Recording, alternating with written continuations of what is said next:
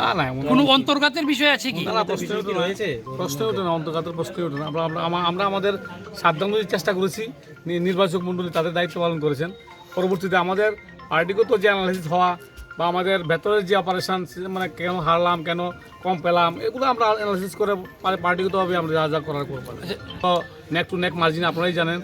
তো যাই হোক, ঠিক আছে, আমরা এখন পর্যন্ত যতটুকু ছবি দেখা যাচ্ছে সরকার আপনাদের হচ্ছে, সরকার আমাদের হচ্ছে।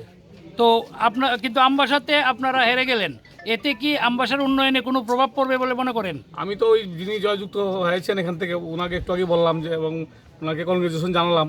এবং যে কোনো উন্নয়নমূলক কাজে উনি কেন, যে কোনো কেউ, সিপিএম তো নেই, সিপিএমেরও যদি কোনো দরকার লাগে আমরা অবশ্যই সবার সঙ্গে সবাইকে নিয়ে আমরা কাজ করবো। এটাই আমাদের বিজেপি পার্টির স্লোগান। উন্নয়নের কাজ করতে কোনো ব্যাঘাত সৃষ্টি হবে না। দলের জেলা সভাপতি ইতিমধ্যেই সাধ্যনুযায়ী উনি যতটুকু করেছেন, স্টার্টিং থেকে ছিলেন, এবং উনি ভেতরে ভেতরে অনেক কাজ করেছেন। যেই দায়িত্ব দিয়েছে পার্টি, সেখানে উনি গেছেন, জেলায় বিভিন্ন ঘুরেছেন। পোস্টাল ব্যালটে এরকম হার কেন? ওই তো সেই বিষয়টা তো একটাই, যে এখানে আমাদের যারা পোস্টাল ব্যালটে যারা নির্বাচক মণ্ডলী, তারা আমাদেরকে কম ভোট দিয়েছেন। কেন দিয়েছেন তারাই জানবেন। আমরা কর্মচারী আছেন, আবার আছেন, মানে নন সার্ভিসম্যানও আছেন। জনজাতি মোর্চার দলের জেলা সভাপতির আপনাদের খুব কম, মানে ব্যবধানটা বেশি। একজনকে আইডেন্টিফাই করে কথা একজন না, তিনটা বুথে দেখা গেছে।